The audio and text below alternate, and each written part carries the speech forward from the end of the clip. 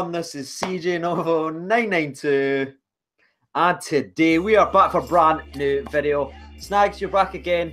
Hit them with the intro. I've not got one. No intro? No. Hello, this is Snagsy from the We Welcome a Chase podcast. Currently drinking Sharps Atlantic from the famous Cornwall Brewery. Enjoy. Sponsorship. If anybody for there wants to sponsor the podcast, just give me a shout. So obviously we are back. Sorry it is late. We were supposed to be bringing this out on Thursday, but it's like a whole story. So we've decided to come back on Jesus' Day, which is Sunday, and make a video. So we're going to be talking more about the SPFL today rather than just the Rangers like we've done last week. So there'll be a few things that we're here to discuss. Just to get it out the gate, because I know a lot of fans of Aberdeen's been sort of tweeting me and messaging me asking to mention the result. So they drew 1-1 at home with a team I'm too scared to pronounce. So what we're talking about here is Aberdeen versus Soroki Brijeg, which sounds like something Bazbowski would tweet if he was still on Twitter, and probably meant to say something like Sheebies or some shit like that.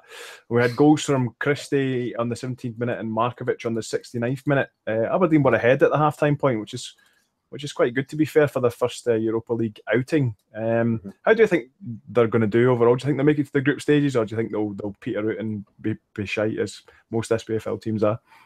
I was actually really surprised, because when they weren't 1-0 ahead, obviously, like I seen everyone tweeting me and everything like they're all excited, because Aberdeen's, I think we can it's quite a compact unit. They didn't like give too much away. They're quite physical and stuff like that. So I was expecting them to win that game quite comfortably. But then when they kind of dropped off in the second half, I thought they were really, really poor, because I watched the highlights and I seen like they sort of grew into the game. It's kind of like a lot like the Rangers game, if I'm honest with you. Like Rangers were kind of doing well in the first half, collapsed. I expect them to go through, though, just to be honest with you. I expect McKenna's team to bounce back, so I expect them to win that like 1 or 2-0 across here. That's what I think, so anyway. So they've actually won 2 Bosnia and Herzegovina championships, as well as the first 5 First League of Herz Bosnia championships. I have no idea what that means.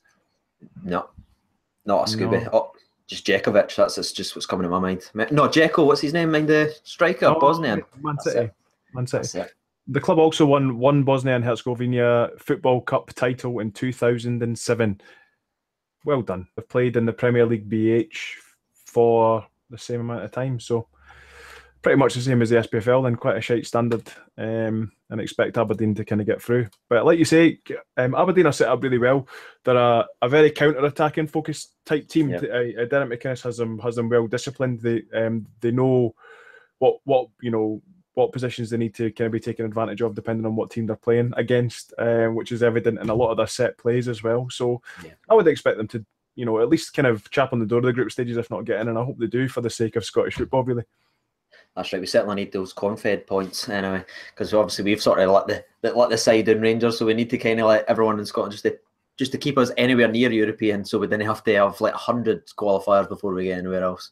But so that's just answering back to you, some of you guys. So we did certainly see all those tweets and everything like that. So I expect you to come ahead in the second leg, and push forward, and hopefully he's managed to get through for the sake of Scottish football. Next one, Snags. I started with the Aberdeen. Anywhere you want to kick off to next on the SPFL radar? We could also announce that obviously Aberdeen have re-signed defender Kari Arnason, who's 34 years old now. He's come back for a second spell. I think that's only going to tighten up their defensive issues that they had last season. The guy knows the league already, and he's a kind of medium quality defender. So I think he'll do well for them. What's your thoughts? Does a job. He does a job. He's very physical, which is like sometimes you see other teams missing out. Like he's not a worldie or anything like that, but you came here getting for him. The attackers won't like playing against him, because he likes to shove them about and everything. But sometimes that's what you need. You need someone that's strong defensively, and like he's getting old in age, and people might say, "Oh, maybe should be investing the money in younger talent." But when you've got these amount of games, you've got Europe and stuff like that, you need someone who's not going to take any shit for anybody. So I understand. Exactly. Let me shove you a boot. So if we're going to go on alphabetical order, I think it's important we do that. So the next team is, of course, Celtic.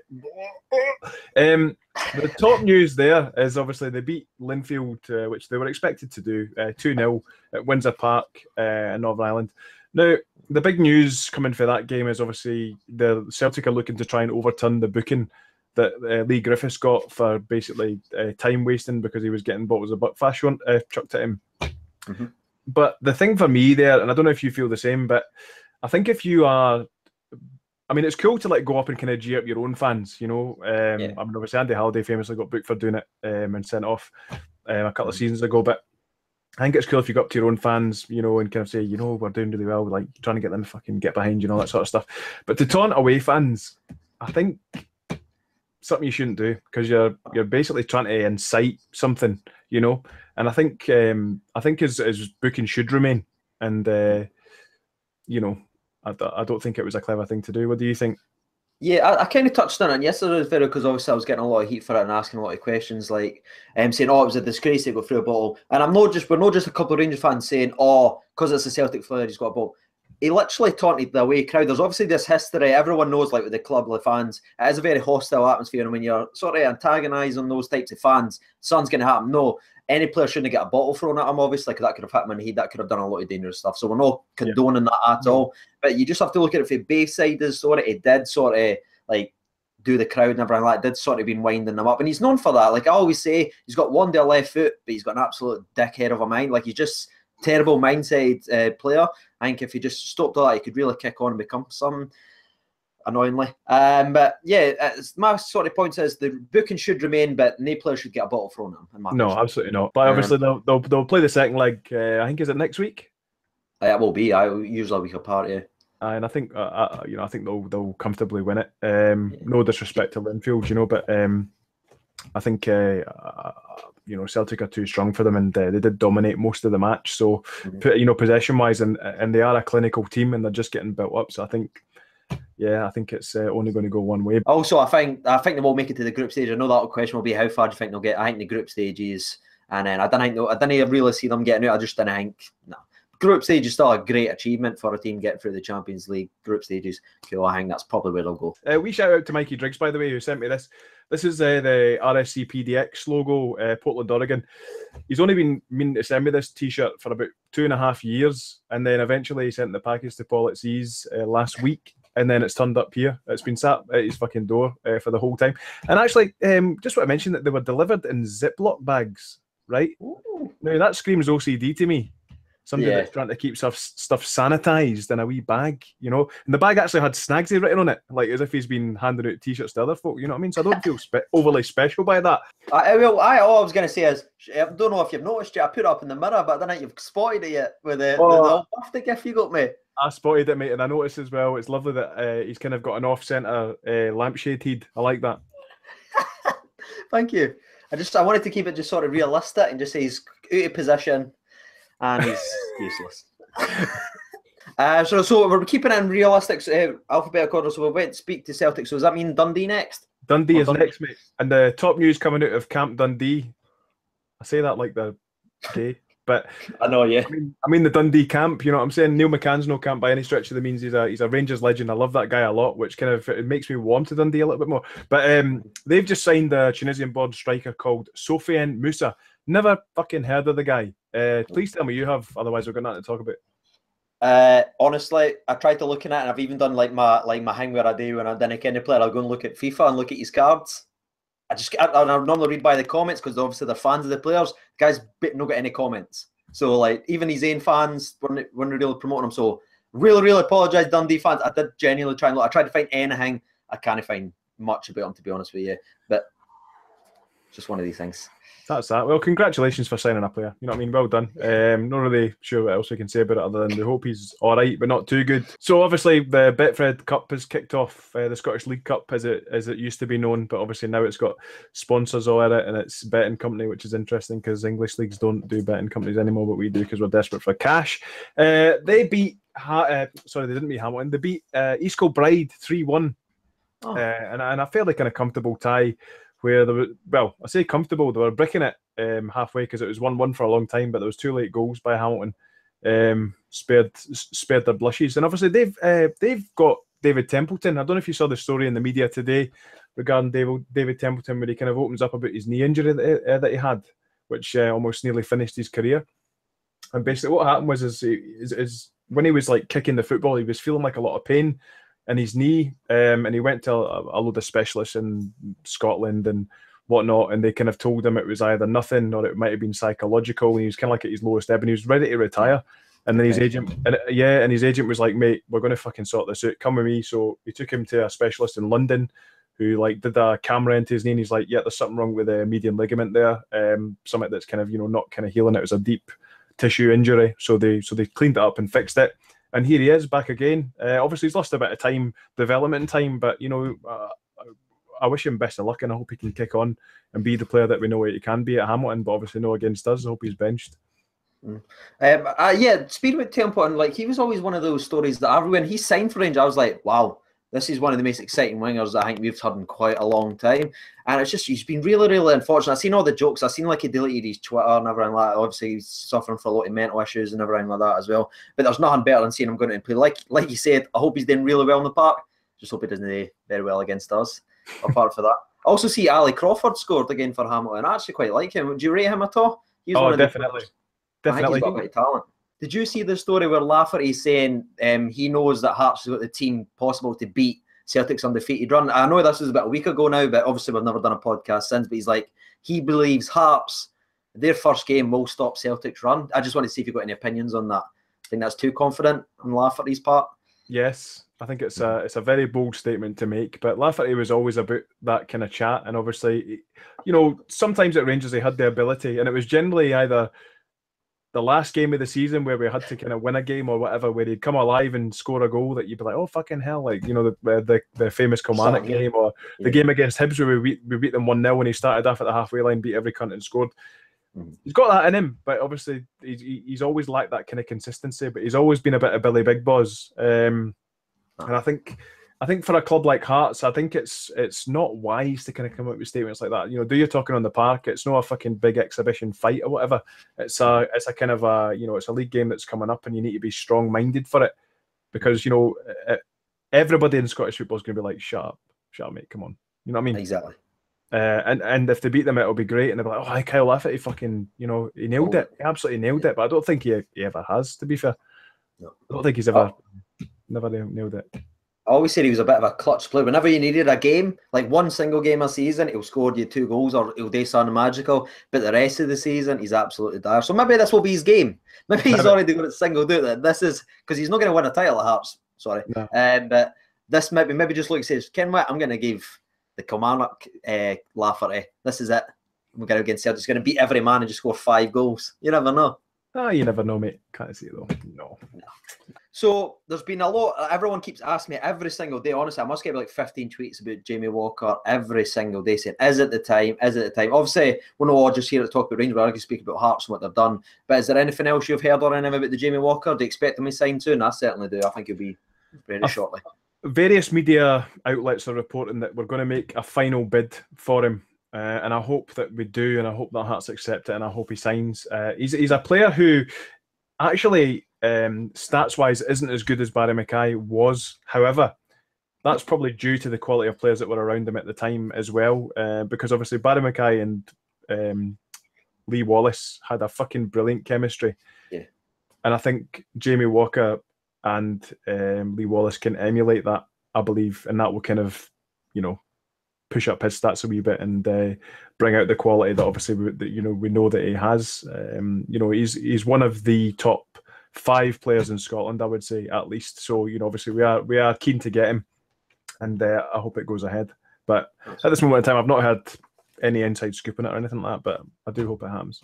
Yeah. Sorry to play on the devil side on that as well. Do you feel for teams like Hearts? See when they get like Hearts, Hibs, and everything. See when they seem to get these players like Jason Cummins, who's obviously left doing it. Do you ever feel for them like if they could just keep a hold on to their talent, they could really like push forward and start doing well? But it just seems to be every time they get someone decent, either the big 2 comes and takes them, or they'll go down and spend years on the bench down in England or anything like that. Do you ever feel a wee bit sorry for them? Do you ever wish maybe they had a wee bit more ambition just to take hold? Obviously, I want Walker to sign as well, but trying to think it from a Hearts, because I'm sure we'll get some Hearts fans on here as well, just to sort of explain to them or maybe trying to appeal to them, feel a wee bit of sympathy for the fans of their clubs.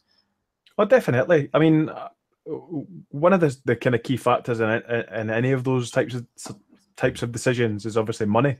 Where you've got clubs like Hibs and Hearts who can't kind of go beyond, I would say, maybe like a £3,000 a week or something like that, and the player's agent is incentivized by money. So I think, you know, they're going to have their ear all the time and say, look, you know, we can go to Nottingham Forest and I can get you 15 grand a week or whatever, or we can go to Rangers and I can get you blah, and you're going to play European football, you're going to do this, this, this, and this. And it's all about, you know, building up the CV as opposed to kind of staying where they are. And I think it's an unfortunate symptom of today's game, where kind of loyalty has a price now. You know, it's if you can offer me enough money, I'll stay and do my best. If not, then fuck it, I'm away. Do you know what I mean? And I think that's why we're seeing a lot of older players coming back to Rangers, because they're kind of, you know, they've been away and they've done their 50 grand a week or whatever, and they want to maintain a certain level of football, but they know that they can get in the SPFL, but kind of still earn a kind of medium sort of tier wage, if you like. So it's just a shame. But no, to answer your original question, yeah, I do feel sorry for them, because, you know,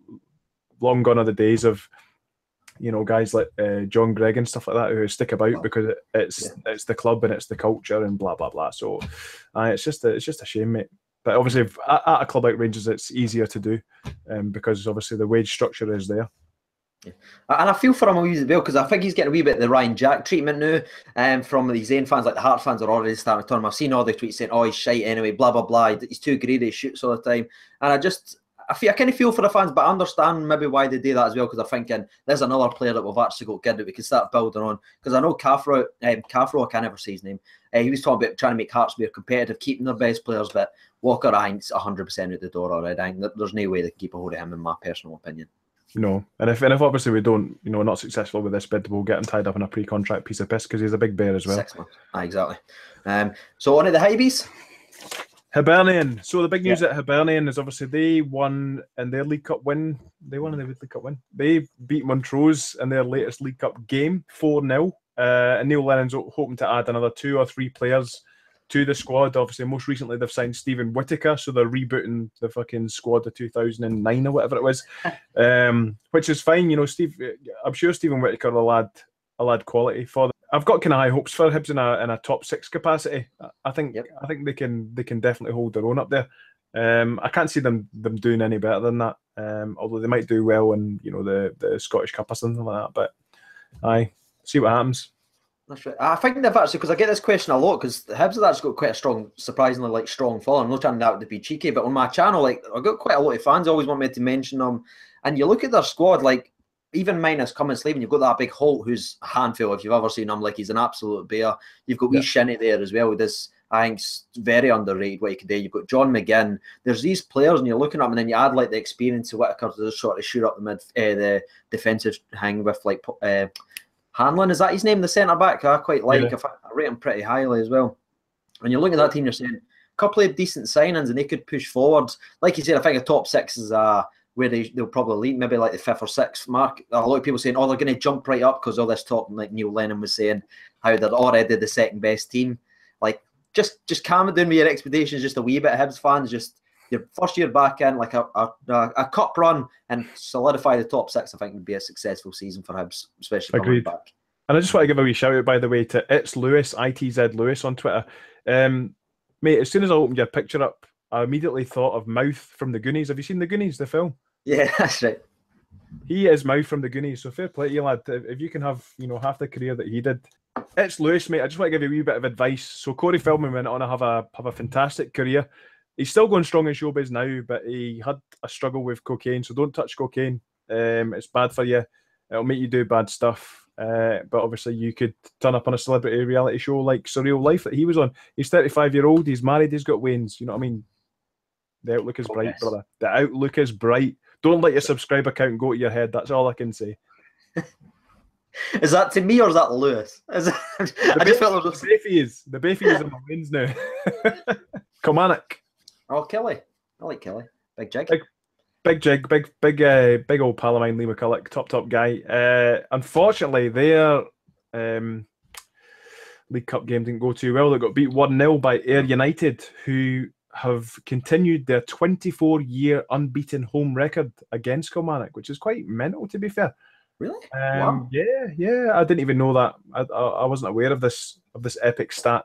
But it's not a good start for Kilmarnock and Lee McCulloch. But hopefully, obviously, you know, they can learn from that and kick on and all other kind of standard football phrasage that I would use in that scenario.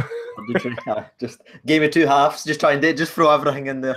Exactly. Play the percentages. Jumpers for goalposts. That's it. There's no being too much, apart from obviously that bad result for Kelly, but you're expecting, I know it's just because of my love for Big Jig, hopefully they kick on and do well. How do you see Boyd doing this season? Do you see him racking some amount of goals in? Do you see him continue to add on? I was actually WhatsApping Jig about this, and I was saying, look, do you expect him to kind of come up with a similar haul this season? And he's like, oh, definitely. He's got it in him. He might not have the pace anymore, but you've already got to have seen him against us last season, where he tore fucking Clinton Hill a new one. But I think Boyd, when you're somebody that can finish like Boyd, anything's possible, even if you lose a bit of pace. When you do lose a bit of pace, you're a more intelligent footballer anyway, because you try and preempt things, as they happen. Sorry, before they happen. That's what preempting means. Apologies. I've had a few beers. And I think he'll turn out good. I don't think he'll play every game. I think he might become the kind of Kenny Miller, where he'll play a few games and have a wee rest, and so on and so forth. But I still think he's got a big role to play. But I think he needs to step back from punditry, because he's a shite pundit. Apologies, Boyd, a bit. You're a shite pundit, mate. Well, that's him ruined. Well, anyone who was expecting Boyd to be on the podcast, that's just ended. Thanks for that, Snags. That's it. Do you see them staying in the league or anything? Because a lot of people are already tipping them, because I'm about to do my predictions. A lot of them's tipping them for that 11-12 spot. I think they'll be all right. I think bottom six is realistic for them. Next up, we have Motherwell, who beat Queen's Park 5-1 in their League Cup opener. I think Motherwell, they've hung on to guys like Lewis Moult and stuff like that, and I think as long as they do towards the end of the transfer window, I think they're going to do really well. So that's one of the things that we kind of touched on earlier on. Moult's one of the surprises. I thought he'd have already been gone. Either Rangers would have picked him up, or somebody would have took a chance on him down south. Especially when you see Boyce's already been picked up for Ross County, and you're looking and just wonder what's putting people off. I think if they keep him, they could push forward, like you were saying, maybe a top 6 finish. I think that's realistic. If they get rid of him though, that could sort of spell a wee bit of trouble for them. I could see them slipping down a few spaces if they do, anyway. So we're going to talk a wee bit about Partick Thistle next. The big headline at Partick Thistle is they've signed Thomas Charney. Did he not play for Celtic? Thomas Charney signed a contract extension at Firhill. Was it Dundee United or something he played for? I seem to remember he... was it no Celtic? I'm actually pretty sure you were right, because I think it is. I'm sure he came through Dundee United or something like that. He went to Celtic and then he kind of vanished. He's all right. He's no too great, but if you're looking at Partick Thistle with their budget and everything like that, you're looking actually pretty all right for what they've actually got for him, eh? Oh, definitely, aye. So next up is Ross County. This is brilliant. This is by far the best story today. So Ross County have lost Ian McShane to St Mirren.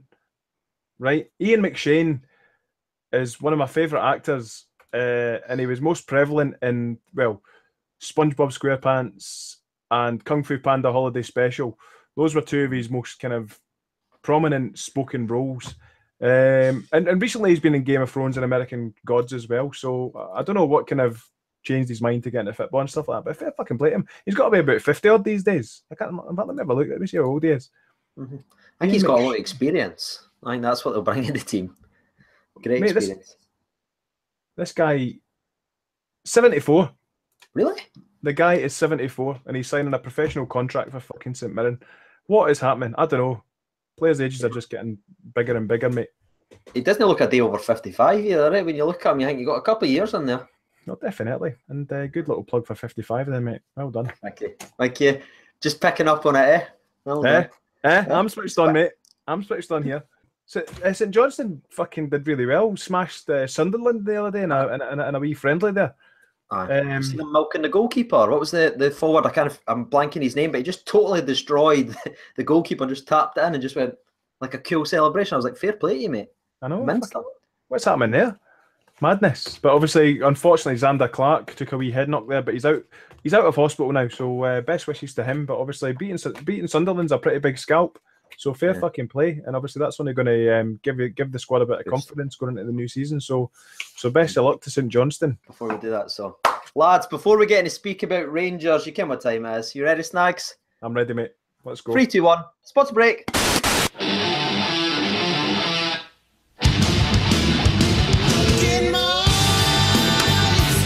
Looking at that, you picked up the wrong canny juice. That's like one that was sitting there yesterday. That is absolutely vile. It's got fucking wasps in it and that. News everywhere for Rangers, mate. I think we should definitely avoid any chat about Club 1872. So let's talk about Matt Crooks. So Scunthorpe United were keen on re-signing Matt Crooks, but apparently their bid was rejected and a bid was accepted from Northampton Town. I wish a guy well. I only seen him twice playing for us, and he looked out of sorts. He's too gangly. Didn't really, I don't know what Mark Warburton was thinking, but I didn't know what he was thinking 98% of the time. So it's no surprise really that it left everyone baffled as to what Matt Crooks was actually going to bring to the squad. And obviously Pedro's probably took one look at him and like, who the fuck's this guy? You know what I mean? He'd probably do well at transvestite karaoke or something, but I don't think, he's destined for top things at Rangers Football Club, that's for sure. What's your thoughts? Especially now, see, like with the players we're going, like this season, definitely no. Last season, I was kind of scratching my head. See, when he was actually having that running form under Scunthorpe, and we just looked like we didn't have a centre defensive mid. Again, he's clumsy. It reminds me a bit of Bates's movement and stuff like that. So maybe you can't play them both, or that would just be crazy. But last season, I think maybe if he was going to make it in the team, that would have been the time for him. But with the signings, we've got like Jack, Pena, and everything like that. He can play in midfield now. I think it's right to sell him. So I get that thumbs up. So the other big news is that in the Copeland stand there is a bar being built, which is a Copper Dog pub. And if you've never heard the Copper Dog before, it's a famous kind of whiskey brand in Scotland, and it's owned by a chap called Piers Adam, who made his wealth buying and selling London like prestige nightclubs. So loads of folk are excited about it because obviously it's going to bring something different to that area of the park, but also there's rumours doing the rounds that they will become an official sponsor as well, which would obviously mean extra fundage for us. What's your feelings on that, mate? If it's right for the club, I'm all on for it, especially if it's bringing income to them and also us. It seems like a win-win in my situation. Like definitely. You said, as long as it's benefiting the club and it's used properly, it's not going to like cause any hassles around with the fans. Fair enough, do what they want as long as it's bringing. Works for both parties. Works for me. Vladimir Weiss, man, I'm not even going to fucking touch that. He's got enough press. Yeah, I think every time he's due to sign a new contract, he starts talking about Rangers. That's what I'm saying. Exactly. Oh, I just want to talk briefly about this story that's been doing the rounds in the papers where Craig White is in line for a $5 million liquidation payout because of the tax case. A load of bullshit. I mean, legally, he registered too late, so he's not going to fucking get anything. It's just a story of nothing, man. So fuck off. You know what I mean? Newspapers, fuck off. And obviously mentioning Ralph Toppin coming out and saying that obviously there's no chance that the strip titles thing will go ahead. It's not legally possible. Like, Celtic fans, get it into your head, man. It's not legally possible. Can't be done. You can't have an independent inquiry. An outcome is reached. Everybody agrees that if certain things happen with the HMRC deal, nothing will be done. You can't then say, do you know what? Change my mind. Let's fucking unsign the contract and fucking get another independent inquiry and get a different outcome because I didn't like this one. You know what I mean? It's like, fuck off, man. Put it to bed. But the Scottish media are not helping, with a incessant fucking need to kind of make it front page news. Like, get a rest, man. Just go away. There was no cheating. There was no nothing. There was a scheme that we were using which was legal. Now we just have to pay a bit of tax. That's it. Go away. So, they strip the titles then. And to be fair, like, it's not just Celtic, but I think that's obviously the majority. Like, they are flaming it. There's all these other clubs now doing that silly picture where they're all uniting together and everything like that. But literally, the chairman's just came out and he just says, legally, it's not possible. The titles are safe, blah, blah, blah. So just quickly summing that, didn't worry about it again. I know after your video, there were some people in the comments getting at the big and everything, and I think they can everything, but that's just, just shows that as well. It's just been announced. That we need to talk about. Yeah, there's a lot of people kind of running on the female and the holiday as I'm not taking part in the huddle. Anything you want to say about that? Like, a lot of people was loving that and everything. I just thought, it's cool. It's funny. I'd like to say it's staunch. Lisa Swanson, by the way, plays for Rangers Ladies. Big shout out to her. She's my absolute favourite Rangers Ladies player. Lovely, lovely lass. She did the same thing when she was playing like a charity match or something and they did the huddle. She did exactly the same. In fact, she did it first. The hands behind the back pose. I'm not getting involved in this fucking shithouse fucking situation, mate. That's it. I think that's basically us, mate. Bingo. Successful. Bingo, bango. I'll get this all edited and that. So, ready to hit them without Troy. Anything else you want to discuss? Obviously, if you would like to sign up for the We Welcome Chase podcast, I highly recommend that you do. And many thanks to Ross Hunter for giving me a bit of his time in the week, having a wee pintage up at the fucking pub up the road. Very nice to meet you, bud, and hopefully we'll do it again. If you want to meet Snagsy at the pub, drop me a text, tweet me, whatever. If you're in the Swindon area, I'll come and have a pint with you. I'll even buy you a pint because that's how nice I am. So, lovely. Thank you. I have been CJ Novo992. That has been Snags. We Welcome to Chase podcast. Thank you for watching, and bye-bye.